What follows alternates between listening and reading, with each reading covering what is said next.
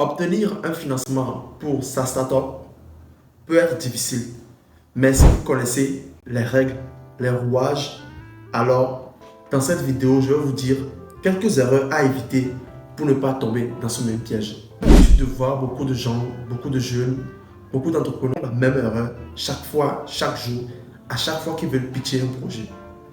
Erreur numéro 1. Quand vous pitchez, le projet n'est pas solide.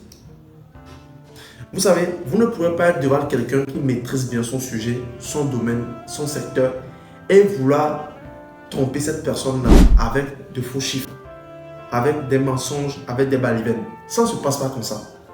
Aujourd'hui, il est très important de noter, le pitch, c'est un élément assez essentiel qui va vous permettre de faire ressortir la nature, l'essence de votre projet. Exemple, un pitch trop vague qui ne répond pas aux questions investisseurs, marché cible, modèle économique et tout ce qui va avec.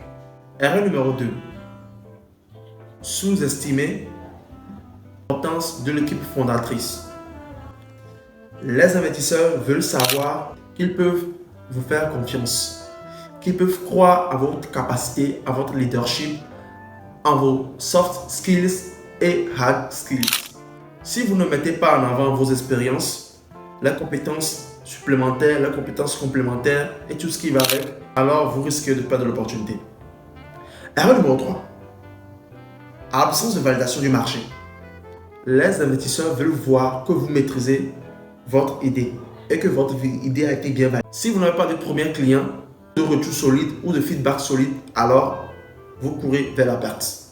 Il est très important de noter qu'aujourd'hui, beaucoup de jeunes veulent pitcher un projet même sans connaître certaines techniques, comme ce que j'appelle une barrière technologique à l'entrée. Chaque projet, chaque bon projet doit avoir une barrière technologique à l'entrée. Moi, lorsqu'on me pitch un projet, qu'est-ce que je fais? J'essaie d'analyser le projet pour voir est-ce que ce projet-là a une barrière technologique à l'entrée. Si oui, alors ce projet passe une première étape de validation. Sinon, alors il y a un gros problème. Est-ce que votre projet, c'est un projet one-shot? Est-ce que c'est un projet récurrent? Est-ce que le business model est one-shot ou bien est récurrent? Est-ce que les clients vont revenir encore une fois? Vous savez, David Samigan, serial entrepreneur et investisseur de 7 ans. J'accompagne les startups, j'accompagne les boîtes à former, à fonder une réputation solide dans leur business. Pour bénéficier de cette formation que j'organise bientôt en ligne, veuillez vous souscrire avec le lien qui se trouve dans la description, d'avoir les bonnes bases pour pitcher un projet et réussir à avoir des investisseurs. On continue dans la vidéo. Qu'est-ce qu'il faut comprendre par là? Aujourd'hui, il y a ce que j'appelle plusieurs types d'investisseurs. Il y a des business angels, autrement appelés des investisseurs providentiels. Eux, pour eux, ils vont essayer, ils vont faire leur minimum, ils vont mettre de l'argent dans votre projet. Il y a des venture capitalistes, c'est-à-dire des capitales à risque. On appelle quoi? Des investisseurs à capital privé. Eux vont aller vers vous, ils vont vous demander, vous allez signer des accords et tout ce qui va avec pour pouvoir avoir quoi? Un financement.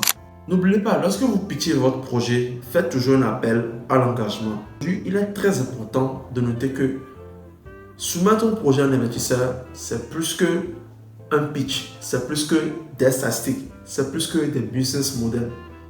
C'est toute une carrière qu'il faut apprendre, qu'il faut comprendre, qu'il faut mettre en place pour réussir. On se dit à la prochaine vidéo. Ciao!